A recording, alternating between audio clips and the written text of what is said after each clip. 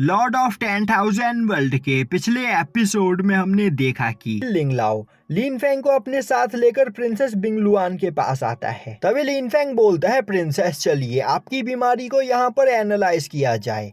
और अब वह बोलता है, आपकी मदर क्विनलॉन्ग डायनेस्टी की 9th प्रिंसेस है जिनके पास आइस ड्रैगन मार्शल सोल है, और आपके फादर के पास एक बहुत ही ज्यादा पावरफुल बिंगलुआन मार्शल सोल है। और यहाँ पर आपके मॉम और डैड दोनों की ही ब्लड लाइन काफी ज्यादा स्ट्रांग है, जिस वजह से आपकी बॉडी के अंदर आइस ड्रैगन मार्शल सोल और आइस बिंगलुआन मार्शल सोल दोनों ही एग्जिस्ट करते हैं। और आज से 3 महीने पहले आपने कुछ ऐसे एंशिएंट मेथड और मेडिसिन का यूज किया जिनकी वजह से आपकी सोल भी यहाँ पर इंजर्ड हो गई। और अगर सब कुछ इसी तरह चलता रहा तो जल्द ही आपकी बॉडी काफी ज्यादा वीक हो जाएगी, जिसके बाद आप मारी जाओगी। यह सुनते ही प्रिंसेस अपनी जगह से खड़ी होते हुए बोलती है, आखिर तुम्हें इन सभी चीजों के बारे में कैसे पता चला? अभी लिन फेंग बोलता है, यह बात इम्पोर्टेंट नहीं है कि आखिर इन सभी चीजों के बारे में मुझे कैसे पता है, जबकि यह बात इम्पोर्टेंट है कि मैं आपकी मार्शल सोल को कंडेंस करने में यहाँ पर आपकी मदद कर सकता हूँ। बाइलुआन गुस्से में बोलती है, तो मुझे बताओ कि आखिर इसके बदले तुम्हें क्या चाहिए? लिन फेंग बोलता है, इसके बदले मुझे आपके पास मौजूद 800 साल पुराना सोल रिफाइनिंग हर्ब चाहिए।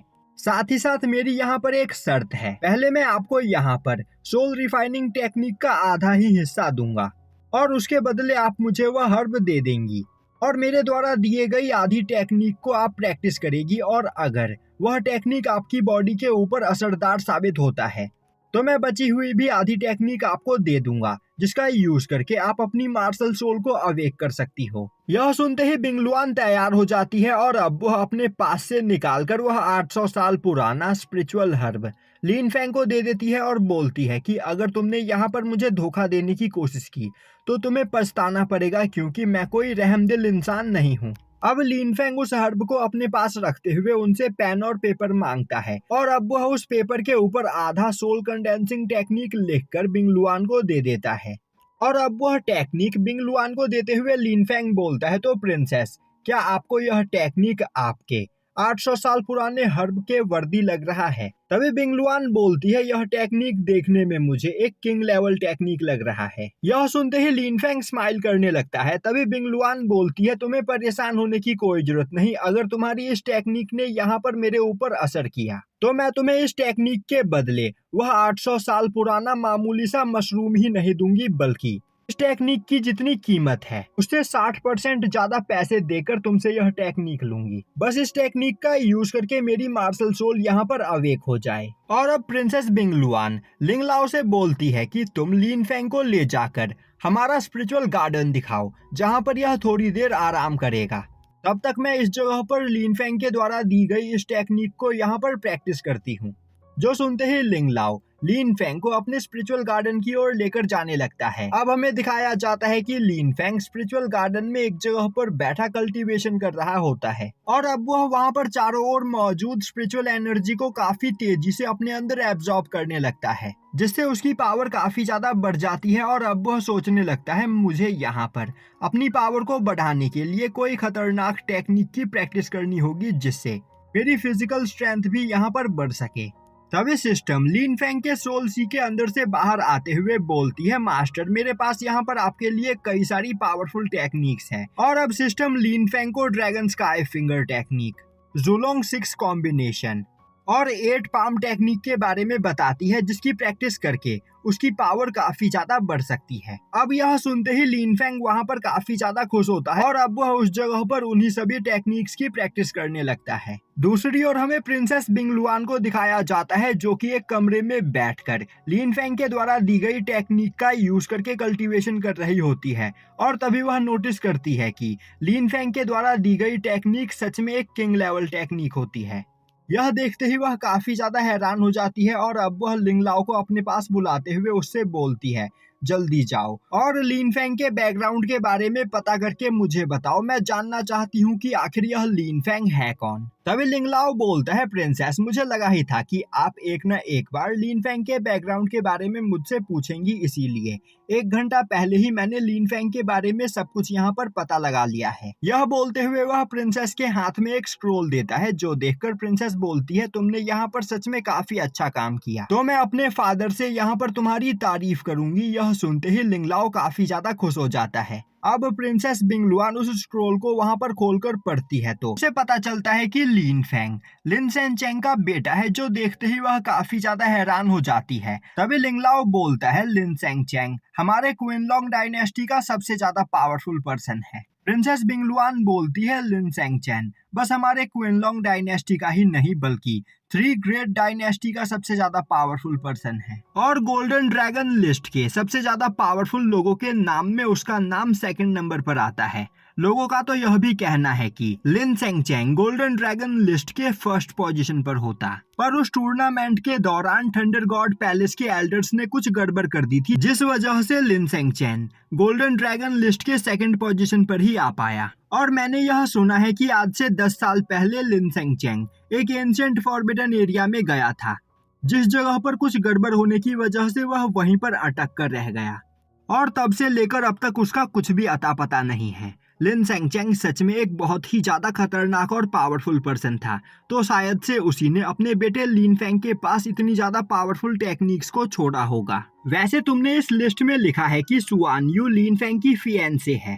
तभी लिंगलाओ प्रिंसेस को बताता है कि सुआन यू के फादर यिंग होंग और लिन सेंचेंग काफी अच्छे और पुराने दोस्त हुआ करते थे, और जब लिन सेंचेंग हमारी क्विनलॉन्ग सिटी में मौजूद था तब उसकी लीन फैमिली काफी तेजी से तरक्की कर रही थी, जो देखकर यिन होंग ने उससे प्रॉमिस किया था कि जब उसकी बेटी सुआन यू बड़ी हो जाएगी तो वह लिन सेंचेंग के बेटे लिन फेंग से उसकी शादी करेगा। यहाँ तक कि आज से 6 साल पहले सुआन यू के अंकल ने सुआन यू और लिन फेंग की एंगेजमेंट भी करवा दी थी। पर आज से 1 महीने पहले ही ज़ेंग ननान किंग के तीसरे बेटे क्विन होंग ने सुआन यू को शादी के लिए प्रपोज किया, और सुआन यू ने उसके प्रपोजल को एक्सेप्ट कर लिया, जिसके बाद उसने लिन फेंग से अपनी एंगेजमेंट तोड़ दी। यह सुनते ही प्रिंसेस बिंगलुआन बोलती है सुआन यू सच में बहुत बड़ी बेवकूफ है। वह पिछले 6 सालों में यह नहीं देख पाई कि लिन फेंग कितना ज्यादा टैलेंटेड पर्सन है, और ताकत के नशे में चूर होकर उसने लिन फेंग से अपनी एंगेजमेंट को तोड़ दिया। उसे लग रहा होगा कि क्विन होंग से शादी करने के बाद वह इतनी ज्यादा पावरफुल और फेमस हो जाएगी कि पूरे वर्ल्ड में उसका नाम होगा, पर शायद से उसे यह नहीं पता था कि लिन फेंग इतने सालों से यहाँ पर एक लूजर होने का नाटक कर रहा था, और इतने सालों से उसने अपने फादर के द्वारा दी गई इतनी सारी पावरफुल टेक्निक्स को अपने पास छिपा कर रख रखा था। तभी लिंगलाओ बोलता है अगर लिन फेंग अपने फादर के द्वारा छोड़े गए टेक्निक्स की यहाँ पर प्रैक्टिस करे तो वह कुछ ही सालों में यहाँ पर क्विन होंग से भी ज्यादा पावरफुल बन जाएगा। तभी प्रिंसेस बिंगलुआन बोलती है तो मुझे बताओ कि आखिर अभी लिन फेंग कहाँ पर है। लिंगलाओ बोलता है मेरे ख्याल से लिन फेंग आपका इंतजार करते करते थक गया, इसीलिए वह अपनी लिन फैमिली में वापस लौट गया।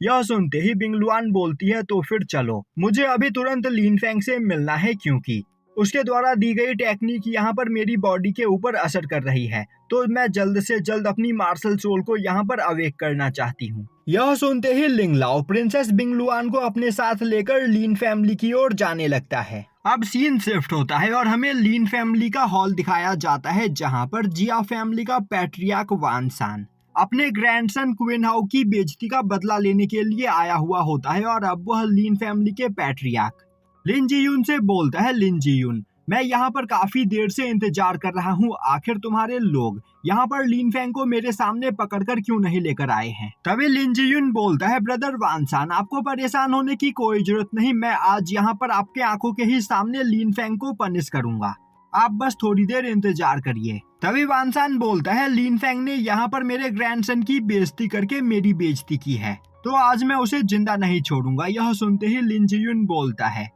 ब्रदर आपको परेशान होने की कोई जरूरत नहीं, आप तो मुझे अच्छे से ही जानते हो, मैं यहाँ पर आपकी जिया फैमिली के साथ एक अच्छा रिलेशन बनाने की कोशिश कर रहा हूँ, पर मैंने कभी नहीं सोचा था कि लिन फेंग यहाँ पर क्विन हाउ के साथ कुछ ऐसा करेगा, तो आप बस उसे यहाँ पर आ जाने दीजिए, मैं आपके सामने उसकी कल्टीवेशन को डिस्ट्रॉय कर दूंगा। तभी वहाँ पर बैठा क्विन हाउ बोलता है ग्रैंडफादर मैं बस यहाँ पर लिन फेंग की कल्टीवेशन को ही डिस्ट्रॉय करना नहीं चाहता हूँ, बल्कि मुझे इस जगह पर अभी लिन फेंग की बहन लिन साओ यू से शादी करनी है। वान सान बोलता है तुम्हें परेशान होने की कोई जरूरत नहीं, तुम्हें यहाँ पर जो भी कुछ चाहिए आज तुम्हें वह जरूर मिलेगा।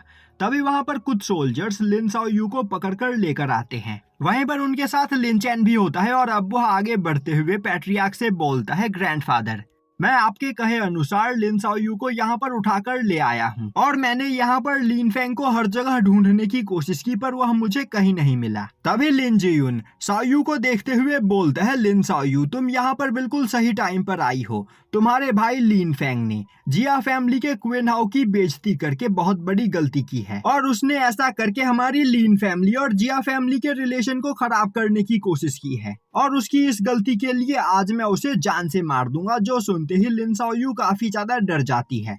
तभी लिन जियुन बोलता है, लिन शाओयू अगर तुम अपने भाई की जान यहाँ पर बचाना चाहती हो तो तुम्हें हमारे लिन फैमिली और जिया फैमिली की रिलेशन को यहाँ पर सुधारना होगा और इसके लिए तुम्हें क्वीन हाउस से शादी करनी होगी। यह सुनते ही लिन शाओयू काफी ज्यादा डर जाती है और अब वह वहाँ पर आसपास बैठे हुए लिन फैमिली के एल्डर्स को देखने लगती है पर वहाँ पर कोई भी एल्डर कुछ भी नहीं बोल रहा होता है। जो देखते ही वह परेशान होते हुए बोलती है वह यहाँ पर क्वीन हाउस से शादी नहीं करेगी। जो सुनते ही वह गुस्से में बोलता है, तुम्हारे भाई ने यहाँ पर क्वीन हाउ के ऊपर अटैक करके लिन फैमिली और जिया फैमिली के बीच दुश्मनी पैदा करने की कोशिश की है, तो इस दुश्मनी की आग को खत्म करने के लिए तुम्हें क्वीन हाउ के साथ शादी करनी ही होगी और मैं भी देखता हूँ कि तुम यहाँ पर क्वीन हाउ से शादी कैसे नहीं करती हो। यह बोलते हुए वह अपने फ्लेम एप मार्शल सोल को बाहर निकालता है। जो देखते ही लिन शाओयू और भी ज्यादा डर जाती है। तभी हॉल के दरवाजे पर लात मारते हुए लिन फेंग अंदर आता है और अब वह बोलता है, लिन जियुन तुम्हें क्या लग रहा है लिन फैमिली के पैट्रियार्क बनने के बाद तुम यहाँ पर अपनी मर्जी से जो चाहे वह कर सकते हो। अब लिन फेंग को देखते ही क्वीन हाउ चिल्लाते हुए बोलता है, ग्रैंडफादर यही लिन फेंग है, इसे जान से मार दीजिए। जो सुनते ही वानसान गुस्से में लिन फेंग की ओर देखने लगता है। तभी एक एल्डर बोलता है, लिन फेंग अगर अपनी जान बचाना चाहते हो तो ब्रदर वानसान के पैरों में गिरकर अपनी जान की भीख मांगो वरना आज तुम्हें मरने से कोई भी नहीं बचा सकता है। जो सुनते ही लिन फेंग गुस्से में उस एल्डर की आंखों में देखता है जिससे वह एल्डर वहां पर एक इल्यूजन में फंस जाता है और अब वह जोर जोर से चिल्लाने लगता है। अब लिन फेंग शाओयू के पास आते हुए बोलता है, तुम्हें परेशान होने की कोई जरूरत नहीं, मैं भी देखता हूँ कि यहाँ पर तुम्हारे साथ कौन क्या करता है। यह बोलते हुए वह अपनी पावर का यूज करके लिन शाओयू को उठाकर वहां से थोड़ी दूरी पर रख देता है और अब लिन शाओयू एक पिलर के पीछे से छिपकर लिन फेंग को देखने लगती है। वहीं पर वह सोच रही होती है कि लिन फेंग की पर्सनैलिटी यहाँ पर पहले से काफी ज्यादा बदल चुकी है और तो और उसकी बॉडी के अंदर से अब काफी खतरनाक ऑरा रिलीज हो रहा है। तभी लिन चैन बोलता है, लिन फेंग एक तो तुमने यहाँ पर गलती की है और इसके बावजूद तुम यहाँ पर माफी मांगना नहीं चाहते हो। तुम सच में एक ढीठ इंसान हो जो यहाँ पर पनिशमेंट पाना डिजर्व करता है। यह सुनते ही लिन फेंग आगे बढ़ते हुए लिन चैन को एक थप्पड़ दे मारता है जिससे लिन चैन की हालत खराब हो जाती है और अब वह रोते हुए बोलने लगता है, लिन फेंग तुम यहाँ पर मेरे ग्रैंडफादर के सामने मुझे मार रहे हो। और तभी लिन चैन के ग्रैंडफादर लिन जियुन लिन फेंग के पीछे से अपनी मार्शल सोल का यूज करते हुए उसके ऊपर अटैक कर देता है और यहीं पर यह एपिसोड खत्म हो जाता है।